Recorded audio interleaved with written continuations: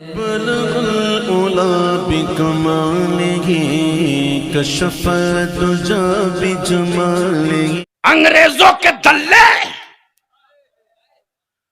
और इस्राइल के तलवे चाटने वाले उनको आतंकवादी और दहशतगर्द कर रहे थे, जो अपने मुल्क की आजादी की जंग लड़ रहे। तब बलियाबी ने खम ठोक कर कहा था, फलस्तीन के मुजाहिदों को दहशतगर्द करने वालों, बलियाबी अगर जबान खोल देगा तो भारत की आजादी की जंग लड़ने वाला कोई बचेगा नहीं। या तो इनको दहशतगर्द कहना पड़ेगा या इनको मुल्क की आजादी का मुजाहिद मान लेना पड़ेगा। एक है मुल्क, महबूब गौर, एक है मिशन। मुल्क हो, मिशन ना हो तो सरहदों को लूटने से कोई बचा नहीं सकता। तो जो चाहो पढ़े लिखे लोग बैठे हो, मुल्क हो और मुल्क में खजाना भी हो, बचाने का मिशन ना हो तो अंधे भी लेकर चल पड़ेंगे। सवाल ये उठता है कि जमीन रब की बनाई, सरहदें बंदों ने बनाई, जमीन रब ने बनाई, सरहदें बंदों ने बनाई, आसमान रब ने बनाया, तकसीम बंदों ने किया, समंदर रब ने बनाया, बंटवारा बंदों ने किया, इंसान रब ने बनाया, तकसीम इंसानों ने किया। अब जहन को यही रोक लो, तो अब इंसाफ से बोलो, ये मुल्क है किसका?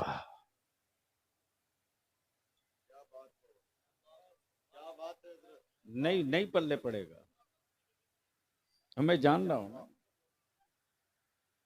हमारा यार जो बनाया उसका मुल्क है या जो बसा है उसका मुल्क है?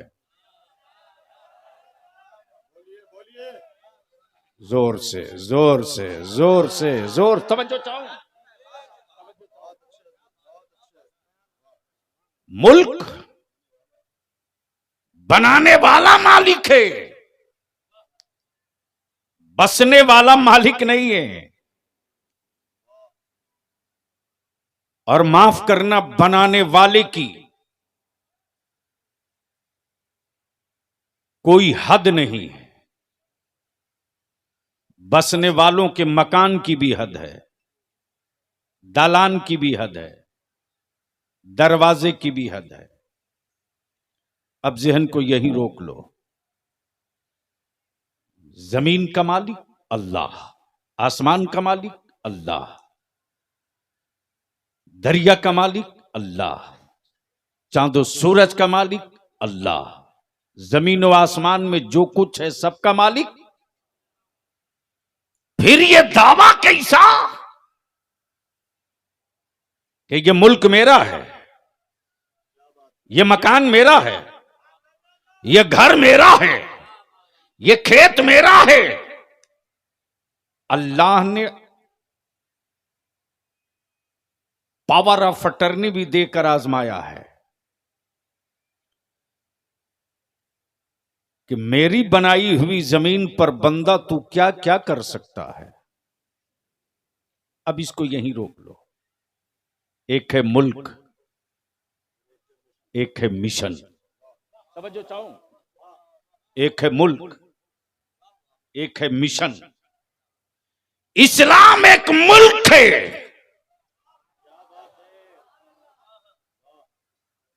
काश समझ में आ जाती बात। इस्लाम एक मुल्क है, फर्ज इसी में, वाजिब इसी में, सुन्नतें इसी में, हराम इसी में, हलाल इसी में, जायज इसी में, सब्र इसी में, शहादत इसी में, सदाकत इसी में, अदालत इसी में, शुजात इसी में, परवरिश इसी में, हमदर्दी इसी में। अब रोक लो, ये तवज्जो चाहो। इस्लाम मुल्क है, ये सारी चीजें इसी में। अब ये बचेगा कैसे? इसके लिए मिशन चाहिए। मुल्क हो, मिशन ना हो तो लूटने से कोई बचा नहीं सकता। अहले अहले अहले अहले इल्म की तवज्जो चाहो। लूटने से कोई बचा नहीं सकता। प्लीज बेटे, जल्दी जल्दी जल्दी बैठ जा, जल्दी बैठ जा। लूटने से कोई बचा नहीं सकता। इस्लाम मुल्क है, दिया नबी ने है, दिया रसूल ने है, बताया मुस्तफा ने। अब तवज्जो चाहो। जब पा गए अबू बकर इस्लाम, बोल यार, बोल बोल बोल, तवज्जो चाहो। जब पा गए इस्लाम अबू बकर, तो ये नहीं देखा कि मक्के वालों के डंडे कितने पड़े। जब होश में आए तो ये नहीं देखा कि हड्डियां कहां कहां की टूटी, बल्कि मुस्कुरा के कहते, लोगों बताओ ना मेरे जाने मसीहा कैसे है। ये बता दो कि जलवाए जाना कैसे है। इसलिए कि इस्लाम मुल्क है और बचाने का मिशन मुस्तफा ने अबू बकर को दे रखा।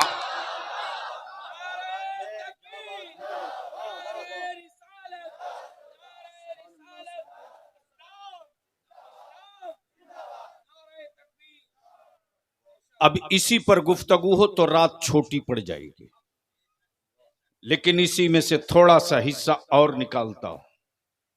मुल्क, मिशन।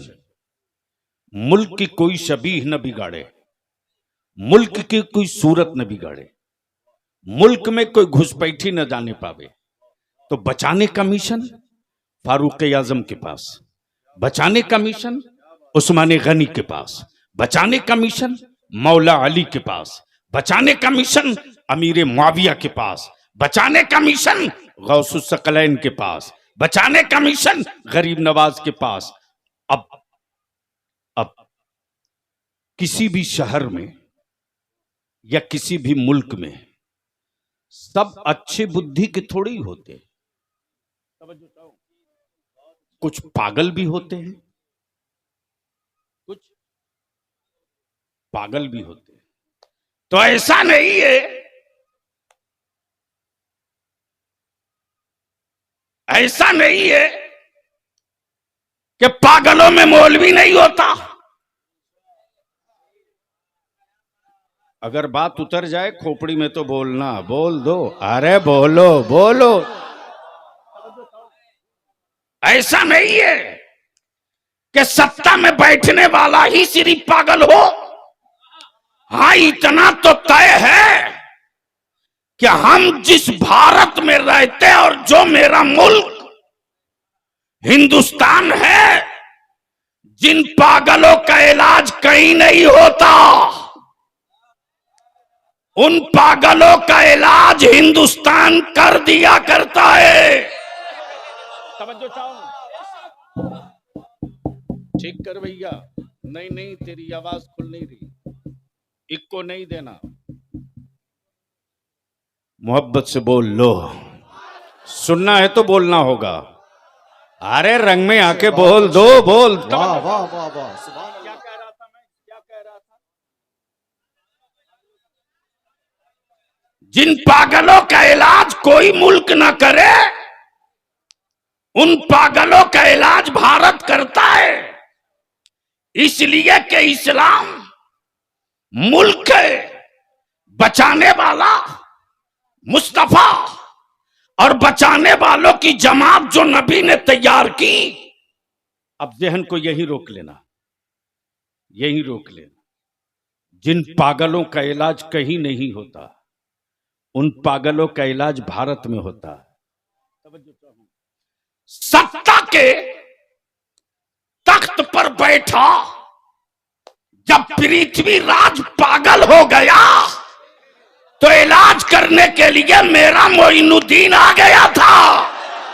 क्या बात है हजरत, क्या बात है। ना रही तकबीर, थोड़ा हाथ उठाकर ना रही तकबीर, ना रही रिसालत, फैजाने गौसे पाक, फैजाने ख्वाजा गरीब नवाज। और जब नबी की अजमत, रसूल की रिफात, मुस्तफा की शौकत पर पत्थर मारने वाले सऊदिया के ज़कातखोरों ने एक टीम बना दिया तो उनका इलाज करने के लिए बरेली में इमाम अहमद रजा आ गया। तवज्जो चाहूं। और जब जब अरब के अरबी दानों ने मदीना यूनिवर्सिटी के प्रोफेसरों ने तसव्वुफ और तरीकत की चादर ओढ़कर सूफीज्म और सूफियत का लिबादा पहनकर जब नबी के गद्दारों से इश्तराक और गले मिलने लगे तो उनकी क़िबा फाड़ने के लिए इसी बरेली में अख्तर रजा ताजू शरिया आ गए।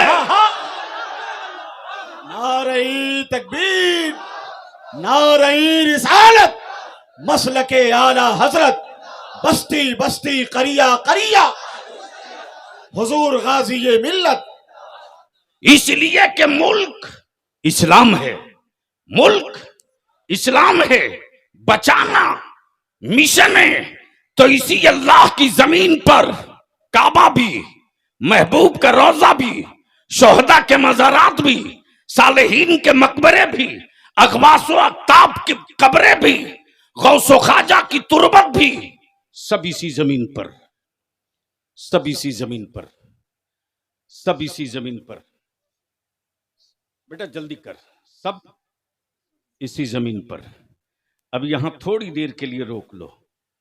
तेरे बलियावी ने सबसे पहले भारत में फलस्तीन के मुसलमानों के लिए सबसे पहले ललकार मचाई है।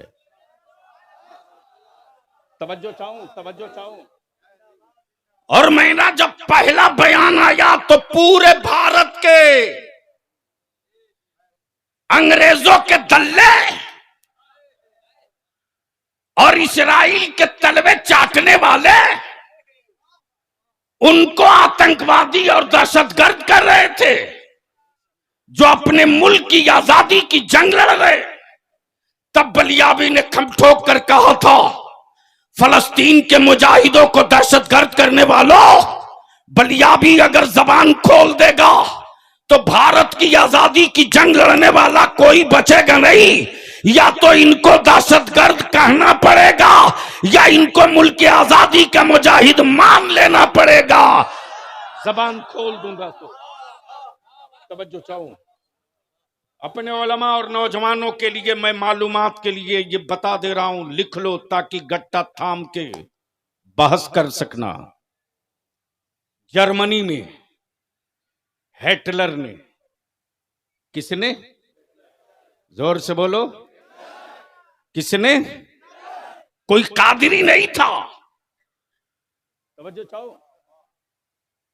कोई कादिरी नहीं था, कोई चिश्ती नहीं था, कोई नक्शबंदी सोहरवर्दी नहीं था, हिटलर था।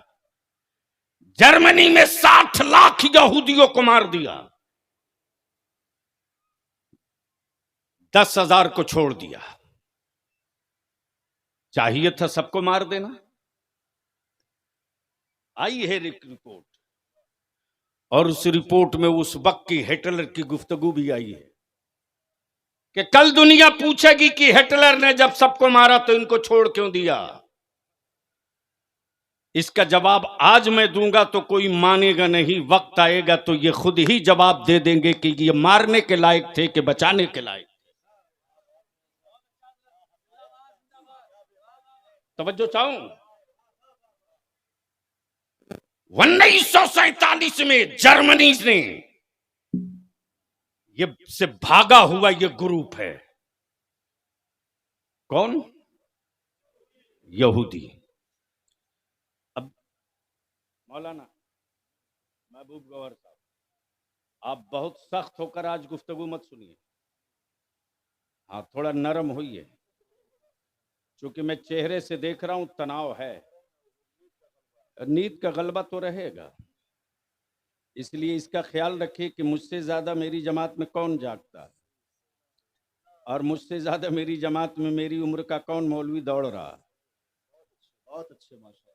मोहब्बत से बोलोगे तो थोड़ी देर बोल दूंगा, जोर से बोल दो। समझो चाहूं मैं क्या कह रहा था, किसी को याद है?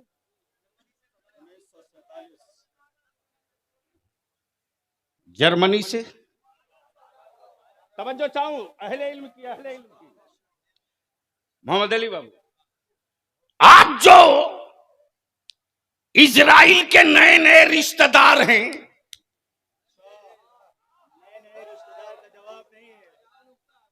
चाहे अमेरिका हो,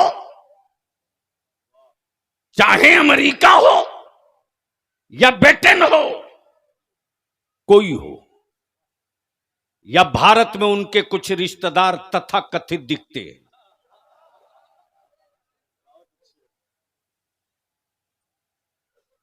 बलियावी ने जब खम ठोक कर कहा था तो हुक्मरानों ने कहा आप अच्छा नहीं कर रहे हैं।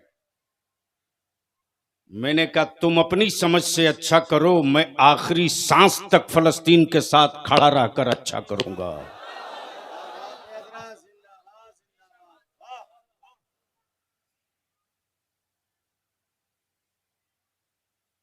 कहां गए वो रिश्तेदार?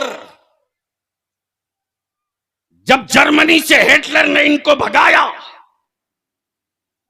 तो ना ऑस्ट्रेलिया ने जगह दिया, ना अमेरिका ने छुपने को जगह दी, न ब्रिटेन ने इनको उतरने दिया, न रशिया ने इनको पानी पीने दिया। लेकिन मेरे नबी का गुलाम कभी सख्त दिल नहीं होता। जब यह लूटा हुआ काफिला लौटा और फलस्तीन के साहिल पर पहुंचा तो फलस्तीन के ईमान वालों ने कहा लूटे हो, लूटे हो, पनाह मैं दूंगा, उजाड़े गए हो, बसाऊंगा मैं, भूखे हो, खिलाऊंगा मैं, प्यासे हो, पानी पिलाऊंगा मैं। बसा दिया। क्या किया? बसा दिया, बसा दिया। बलियाबी कहता है रिश्तेदारी, रिश्तेदारी का ऐलान करने वालों, तुम्हारे परदादा ने क्यों नहीं बसा लिया?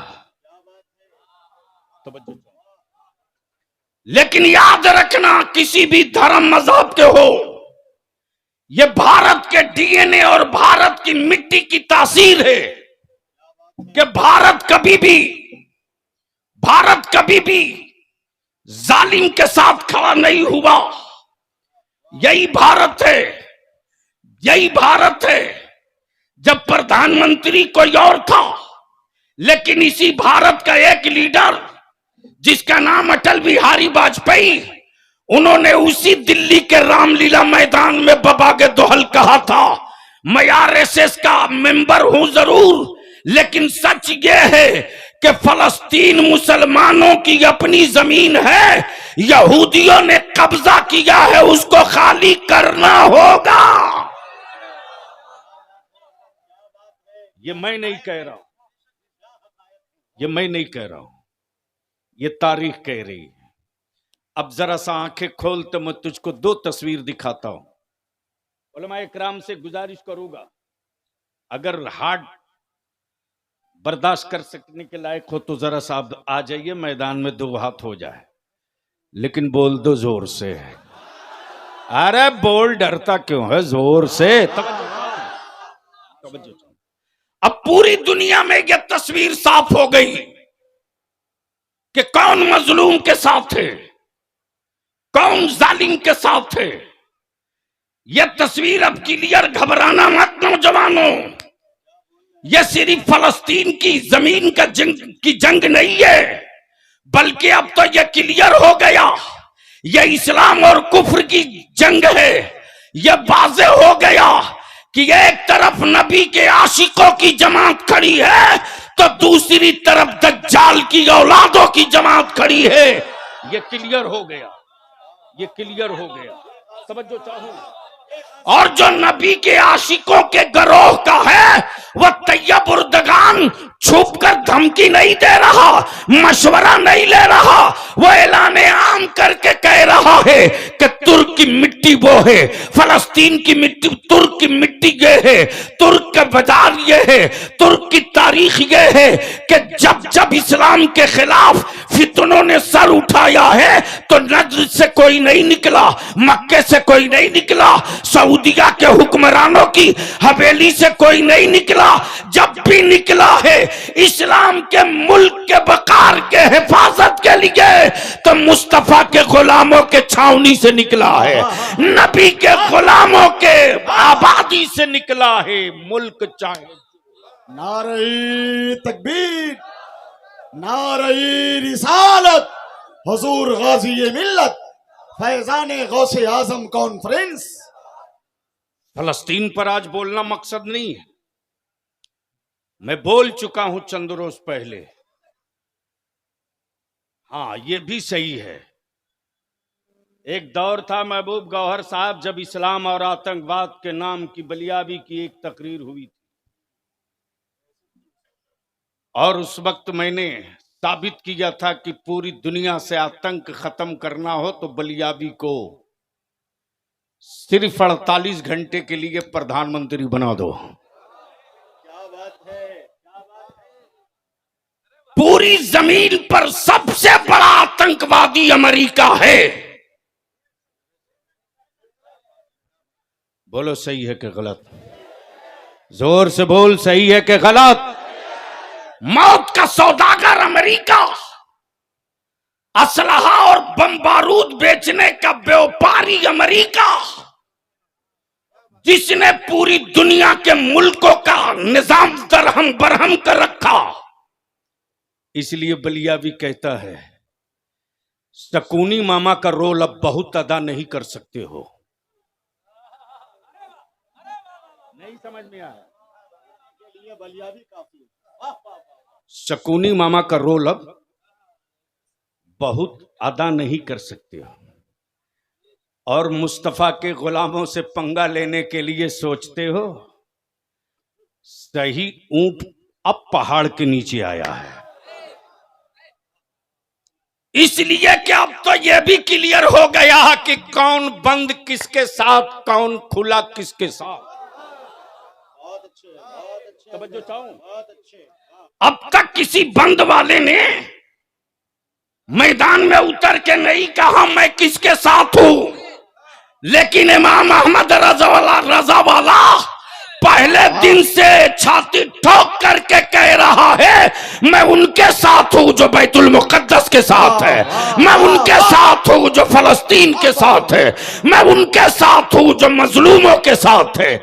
लेकिन इस पर भी दुनिया में रिसर्च हो रहा है। वारे मुस्तफा के गुलामों, मुस्तफा के गुलामों की बेटियों, तेरा हार्ट रब ने किस मिट्टी से बनाया है, सब्र का कलेजा तेरा कितना बड़ा है, और बर्दाश्त की सलाहियत तेरे वजूद में किस कदर है। बेटों की लाशें तड़प रही है, लेकिन माँ बाप को इसकी फिक्र नहीं है कि बेटे को कफन कैसे मिलेगा, बल्कि माँ बाप की फिक्र सिर्फ इतनी सी है कि मेरा बैतुल मुकद्दस कैसे बचेगा, बैतुल मुकद्दस पर अजानें कैसे होती रहेगी। जवान अपनी शहादत दे रहा, लेकिन पलट कर यह नहीं कहता मेरे बाप में घायल हूं मुझे उठा लो, मेरे बाजू कट गए हैं संभाल लो, बल्कि दम तोड़ने वाला, शहादत का जाम पीने वाला हर जवान शहादत के मंजिल करीब जाके कह रहा ए मेरा छोटा भाई, अब तक मैं मैदान में था, अब तू आंचल में मां के मत रहना, तू भी आ जा।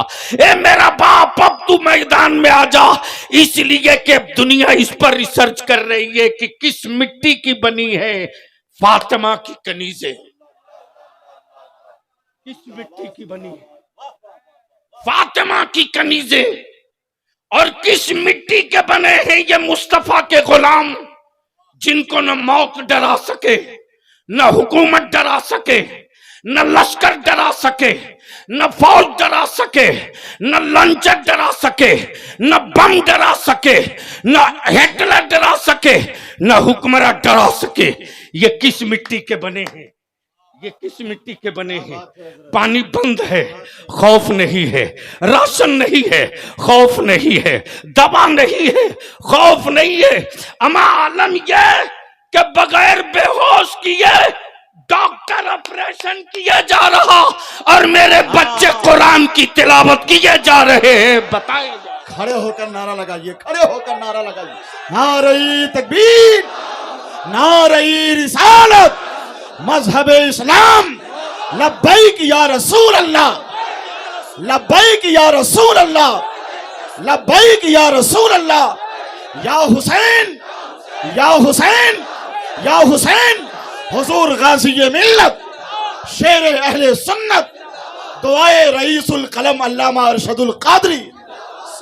बैठ जाइए, बस जल्दी से सुनोगे तो बोल दो, बोल दो, बोल दो, बोल दो। तवज्जो चाहो, बहुत अच्छे, तवज्जो चाहो। बहुत अच्छे, जिंदाबाद जिंदाबाद।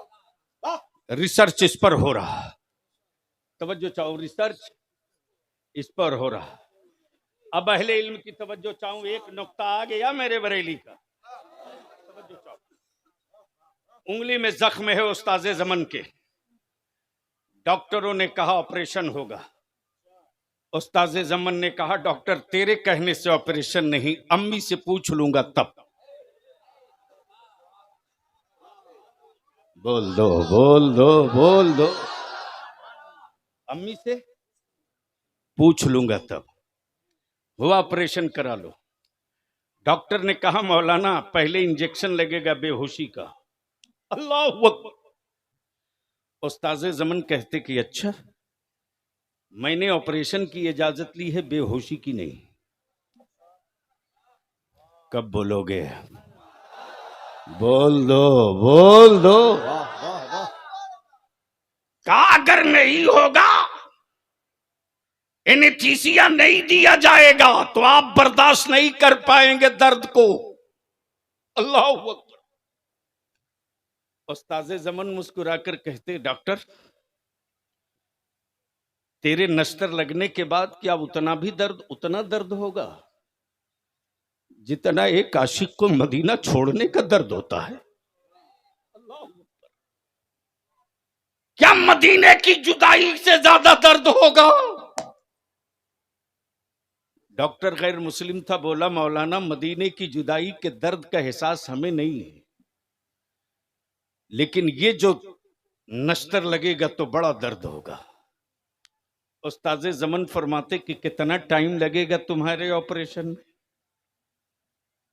क्या इश्क का तार है साहब, क्या इश्क का तार है। बोल दो, बोल दो, अरे रंग में बोल दे, क्या इश्क का तार है। डॉक्टर ने बताया 10 मिनट। फरमाते उस्ताज़े ज़मन जा मैंने तुझे 12 मिनट दिया, लेकिन ऐसे मत करना। हाँ, नश्तर लगाने से पहले धीरे धीरे पिन चुभोकर देख लेना। अगर मेरे जिस्म में हरकत हो तो ठहर जाना, और जब बिल्कुल कोई हरकत ना हो तो अपना काम शुरू कर देना। बोल दो, बोल दो। डॉक्टर लेटने के बाद थोड़ी ही देर के बाद लगाया नश्तर तो देखा जिसमें थोड़ी सी सिकुड़न आ रही। रोक लिया, फिर इंतजार किया, फिर लगाया पिन, देखा अभी थोड़ी बहुत बाकी है।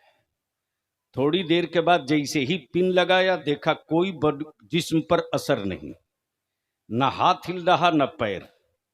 डॉक्टर अपना काम कर करा के फाइनल होकर इंतजार कर रहा।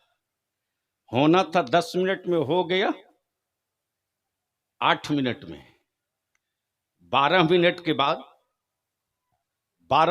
बाद उस्ताज़े ज़मन ने आंखें खोली, कहा हो गया। क्या बात है, क्या बात है। बोल दे यार, बोल दे, बोल। तवज्जो चाहूं। का हो गया, का 8 ही मिनट में हो गया, लेकिन एक काम बच गया, एक काम बच गया। उस्ताज़े ज़मन फरमाते कि तेरा काम हो गया, अब कौन सा काम बचा? काम मौलाना, ऑपरेशन तो मैंने हजारों हजार किया, लेकिन बगैर बेहोश किए नहीं। ये तो आप बता दे कि मैंने नश्तर लगाया, न दर्द न टीस, न चीख न पुकार, आखिर आप थे कहां? तो उस्ताज़े ज़मन जवाब देते, मेरा जिस्म तेरे हॉस्पिटल में था, मेरा वजूद गुंबदे खजरा के चौखट पर था। क्या बात है हजरत, जिंदाबाद जिंदाबाद, वाह वाह वाह, बोल दो, बोल दो। वाह वाह वाह।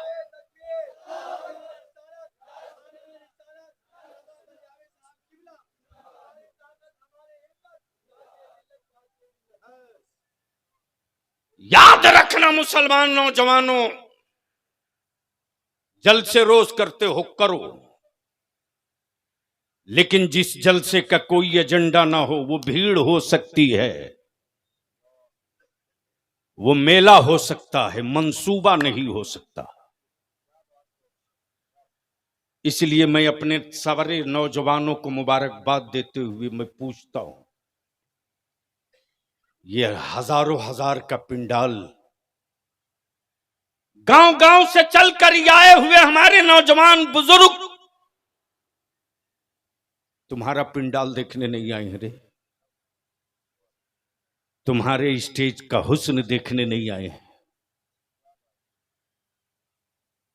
रात की नींद कुर्बान की है कि उलमा आ रहे हैं, कुछ लेके चलेंगे, कुछ तय करके उठेंगे।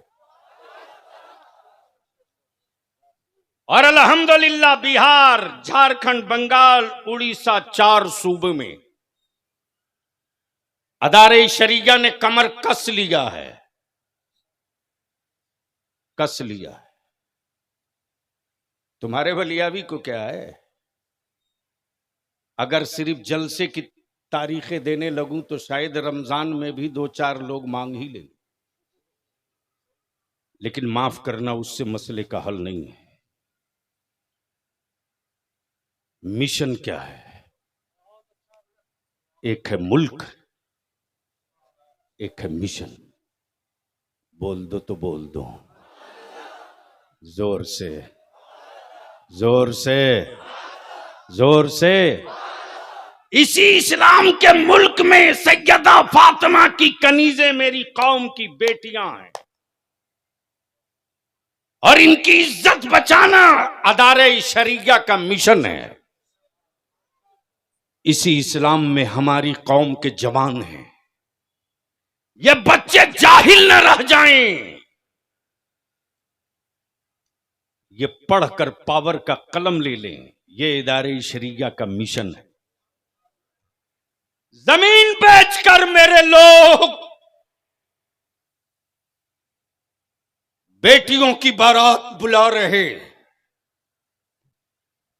और खरीदा हुआ दामाद आ रहा। इतने बड़े मजमे में बलियावी तुझसे पूछे,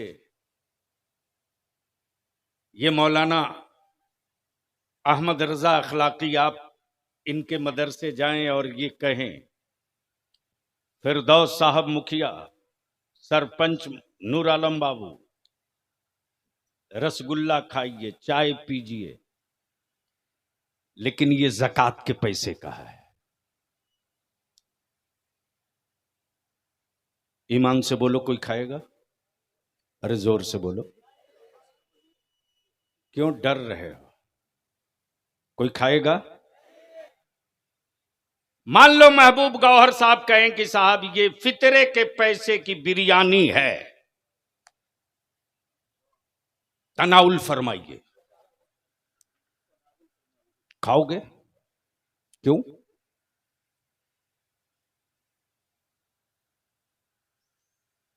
बलियावी इसी का जवाब चाहता है, दे दो, तकरीर मुकम्मल। क्यों नहीं खाओगे? खाओ। तो आप यही कहोगे मैं फितरा देता हूं, फितरा खाता नहीं। मैं ज़कात देता हूं, ज़कात खाता नहीं। मैं खैरात देता हूं, खैरात खाता नहीं। इंसाफ से बोल मुसलमान, वो कौन सी मस्जिद है जिस मस्जिद के दरवाजे पर मेरी कौम का कोई बूढ़ा अपनी इज्जत की चादर मस्जिद के सहन में डालकर भीख नहीं मांग रहा? वो कौन नेकाब पोश मेरी कौम की बेटी और बुजुर्ग मां है जो अपनी बेटी के निकाह के लिए तुमसे खैरात और ज़कात और फितरा मांग रही, और उसी पैसे से तुझको बिरयानी खिला रही, उसी पैसे से तुझको रसगुल्ला और थम्सअप पिलाया जा रहा। एक आखिरी बात बता दो, ऊपर से लेकर नीचे तक बलियावी इसकी परवाह नहीं करता है कि दिल्ली का हुक्मरान नाराज होगा कि पटना का हुक्मरान नाराज होगा। बलियावी को एक ही जुनून रहता है, मेरे मौला सब नाराज हो जाए, तेरा महबूब नाराज ना होने पाए। तो अगर किसी के खौफ में नहीं हो तो दो टुक बोलो, फलस्तीन के मजलूमों के साथ हो या इसराइल के जालिमों के साथ हो? जोर से बोलकर बता। जितने लोग फलस्तीन के साथ हो हाथ उड़ाओ, ऊपर से लेकर नीचे तक, ऊपर से लेकर नीचे तक, ऊपर से लेकर नीचे तक, ऊपर से लेकर नीचे तक, किसी का हाथ नीचे न रहे। मैं आवाज दूंगा ईमान वाला तू किसके साथ, तो आप जवाब देना फलस्तीन के साथ। ईमान वाला तू किसके साथ? दो बार दोहरा। ईमान वाला तू किसके साथ? ईमान वाला तू किसके साथ? इंसाफ वाला तू किसके साथ? भारत वाला तू किसके साथ? अमन वाला तू किसके साथ? करबला वाला तू किसके साथ? अहमद रजा वाला तू किसके साथ? अहले सुन्नत वाला तू किसके साथ? नीचे करो। तो आज से नहीं, अब भी से ये जितना कोको कोला थम्स अप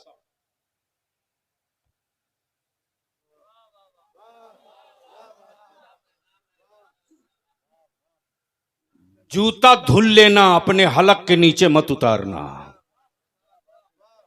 तवज्जो चाहूं, तवज्जो चाहूं, तवज्जो चाहूं।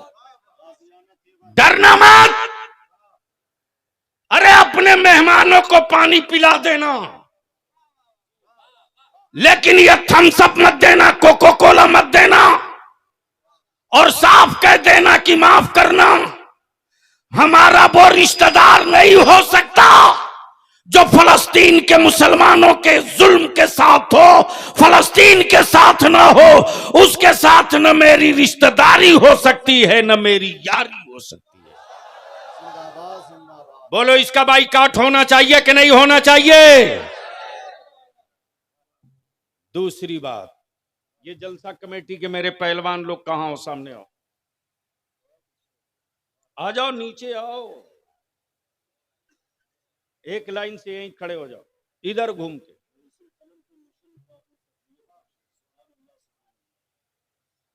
हाँ, नूर कहाँ गए? नूर कहाँ गए? नूर हाँ आ गए, बस इधर घूम जाओ। इस वक्त ये कौन सा गांव है? मुजफ्फरपुर के मझौलिया में सिर्फ ये हजारों हजार लोग ही आपको नहीं देख रहे हैं, बल्कि इस वक्त पूरा हिंदुस्तान नहीं, बैरूने मुल्क भी आपको देख रहा है। अब ये जितने जलसा कराने वाले नौजवान हो, आइए बड़े साहब, माशाल्लाह, क्या बात रही, क्या बात रही। अच्छा एक बात बताओ, इसमें शादीशुदा कै ठो हो, कुंवारे कितने हो? कुंवारा वाला हाथ उठाओ। 1 2 3, पूरा उठाओ। अरे मेरी तरफ क्यों देख रहा? 1 2 3 4 5 6। ईमान से बोलना, ससुराल वाला अगर तेरी कीमत लगाए तो बिकेगा? जोर से बोलो, जोर से। 10-5 लाख नगद दे तो, 4 चक्का दे तो, 1 आध बीघा खेत दे तो नहीं बिकोगे? क्यों?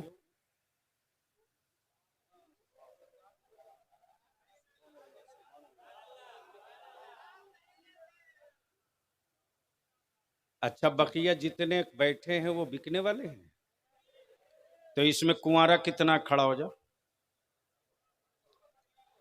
कुंवारे खड़े हो जाओ, कुंवारे खड़े हो जाओ, जिनका निकाह नहीं हुआ खड़े हो जाओ। जो बिकने वाला माल हो अल्लाह के वास्ते वो खड़ा मत होना। एक साहब लगता है, हाँ हाँ, अरे वाह, सफेद गमछा, बेटा गमछा नीचे कर तब समझ में आएगा। हाँ माशाल्लाह। अच्छा, स्टेज पर भी ढेर मौलाना लोग कुंवारे होंगे, क्योंकि ये ऊपर कमाल बिकने वाला है। वैसे भी नूरे मुजस्सम को कोई नहीं नकदी देने वाला है। मालूम है कि रोजे पाते हैं मुस्तफा की नात का सदका। तो ये जितने खड़े हो ईमान से बोलो, क्या मेरी बेटियां और मेरी बहनें इस्लाम में बोझ बनाकर रखोगे या इस्लाम की जरूरत बनाकर रखोगे? जोर से बोल, इस्लाम की बोझ या जरूरत? तो जब इस्लाम की जरूरत हो तो बेटी चाहे किसी की हो, भतीजी चाहे किसी की हो, अरे उस कौम को कौन हुक्मरान खरीद सकता है रे? जो कौम गुंबदे खजरा की चौखट पे बिक चुकी हो। तो ईमान से बोलो, जहेज खत्म होना चाहिए कि नहीं होना चाहिए? तिलक को दफन करना चाहिए कि नहीं करना चाहिए? ये जो इदारे शरिया की तहरीक बेदारी चल रही है, ये चलनी चाहिए कि नहीं चलनी चाहिए? चलनी चाहिए कि नहीं चलनी चाहिए? आखिरी बात, मेरे रसूल की इज्जत पे हाथ डालने वाले बहुत से लोग इस वक्त भारत में सुपारी लिए हैं, और मेरे बच्चों को लावारिस समझकर कोई ट्रेन में शूट कर दे, कोई मॉब लिंचिंग कर दे, तो इन दोनों के खिलाफ कानून बनना चाहिए कि नहीं बनना चाहिए? जोर से बोल, बनना चाहिए कि नहीं? मुसलमानों के लिए सेफ्टी एक्ट बनना चाहिए कि नहीं? नबी के नामूस के लिए नामूसे रिसालत का कानून बनना चाहिए कि नहीं? तो इसके लिए संघर्ष करना पड़ेगा। निकलोगे? बुलाएगा इदारे शरिया बलियाबी तो निकलोगे? निकलोगे? निकलोगे?